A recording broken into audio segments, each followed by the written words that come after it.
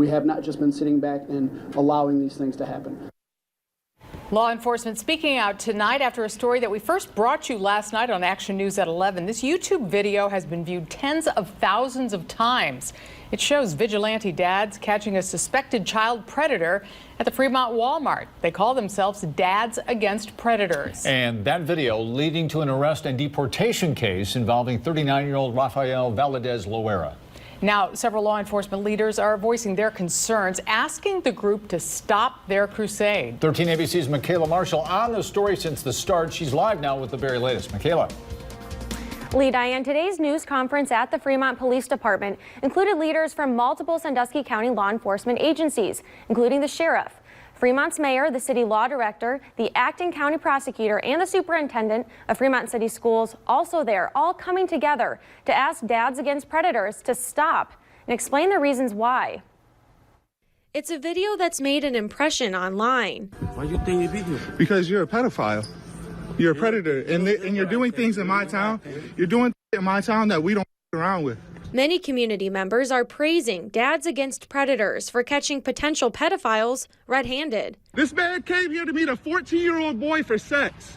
But local police agencies don't think this method is the best approach. My fear is by doing these types of things, they're going to stir up a hornet's nest, and all they're really doing is exposing these people, maybe embarrassing them, and then they walk free. The group claims in 24 hours they caught on camera 3 child predators, 2 at this Fremont Walmart, another one at this McDonald's. And local law enforcement says they appreciate the light this shines on the prevalence of this problem in their community, but they don't recommend you take matters into your own hands. We do think it is an interference to try to handle law enforcement matters if you're not a law enforcement officer. While all 3 videos are under investigation, prosecuting the alleged suspects may not hold up in court. That's because civilians pretending to be 14-year-olds on dating apps and then recording the suspected predator is not evidence supported under a state statute. That is where the issues come in. If we don't do things correctly, there is a potential that people who are predatory in our communities could walk away from this and continue to do these types of things, and they'll get better at avoiding us. City leaders recommend parents monitor their child's social media accounts closely, even suggesting they ask for passwords and research the various platforms out there to keep up to date on their child's online use and learn ways to protect them. Sometimes they'll create a new account 10 minutes after you got the password and 10 minutes after they deleted it. Keep checking it religiously, because if you don't, you won't know what's going on. Prior to all of this, Fremont Police Chief Dean Bliss says his department has had undercover fake accounts on social media sites designed to catch predators.